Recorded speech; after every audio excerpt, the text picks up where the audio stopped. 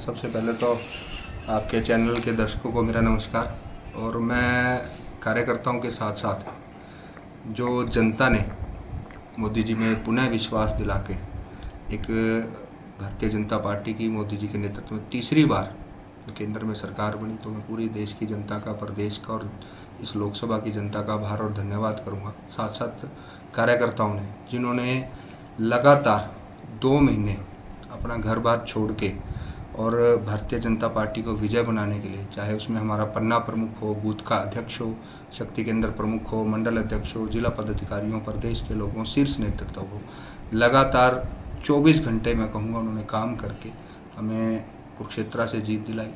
और इसके साथ साथ पूरे हरियाणा से हमारी जीत हुई। और एक बार पुनः शीर्ष नेतृत्व का भी धन्यवाद करना चाहूँगा कि 3 मंत्री हरियाणा से दे के एक हरियाणा का मान सम्मान पूरे देश में बढ़ा।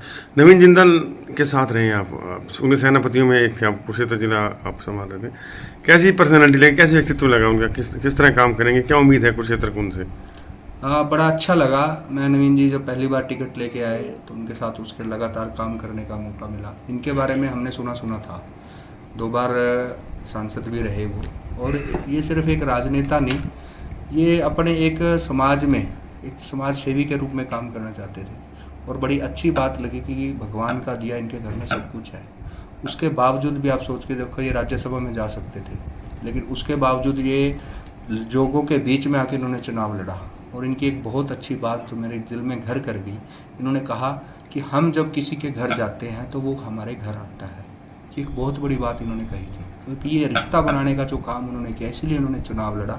और उनके जो उन्होंने सेवा 10 साल से कर रखी थी, तो एक जीत का शायद ये भी इफेक्ट कहूँगा कि नवीन जिंदल जी के साथ साथ उनकी जो छवि थी। और मैं धन्यवाद करूंगा मनोहर लाल जी का, श्री नैब सैनी जी का, कि एक हीरे के रूप में हमें एक सांसद मिला।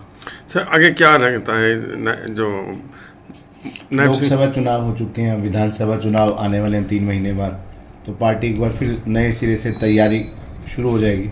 हाँ बिल्कुल, संगठन लगातार इसमें हमारी वर्चुअल बैठकें भी हुई थी। और इसके साथ साथ जो कुछ काम पेंडिंग रह गए थे आचार संहिता के बाद भी, और सरकार बड़े जोश के साथ और बड़ी कई गुना स्पीड से, क्योंकि आगे भी एक चुनाव हमारे 3 महीने बाद हरियाणा में होने जा रहा है, तो हर जो कहीं कोई कमी भी लग रही थी तो उसको पूर्ण करने के लिए संगठन और सरकार दोनों तैयार है। आम आदमी पार्टी और कांग्रेस में जो दरार दिखाई दे रही है, क्या लगता है केवल भाजपा को हराने की साजिश थी ये?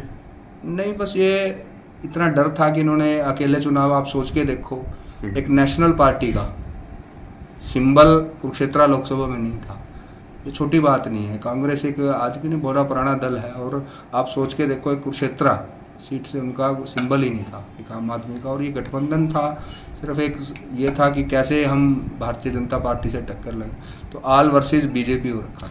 जनता से लेना देना नहीं था, सिर्फ भाजपा को हराना टारगेट था लोगों का। हाँ, सिर्फ उनका एक ही मकसद था कि किस तरह झूठ सच बोल के अपने एजेंडे चला के कि कैसे भारतीय जनता पार्टी को डिफेंड किया जाए। रवि जी, मोदी सरकार तीसरे के शपथ ग्रहण समारोह में आप खुद भी शामिल हुए, कैसा उत्साह नजर आया था कार्यकर्ताओं में? बहुत ज़बरदस्त उत्साह था। और सौभाग्य की बात है, पिछली बार मैं विस्तारक के नाते भी हमारे पास आए थे, लेकिन किस कारणवश मैं जा नहीं पाया था। तो बड़ा चाव से इस बार तो मैं सुबह ही वहाँ चला गया था, और बड़े जल्दी एंट्री करके तो बड़ा एक उत्साह था। बड़े बड़े लीडरों को देखने का मौका, देखो टीवी में देखना अलग बात होती है और एक वर्चुअल में। और सबसे बड़ी बात, जब भारतीय जनता पार्टी के प्रधानमंत्री जी ने तीसरी बार शपथ ली तो उस पल में उस स्थान पे साक्षी बने आप।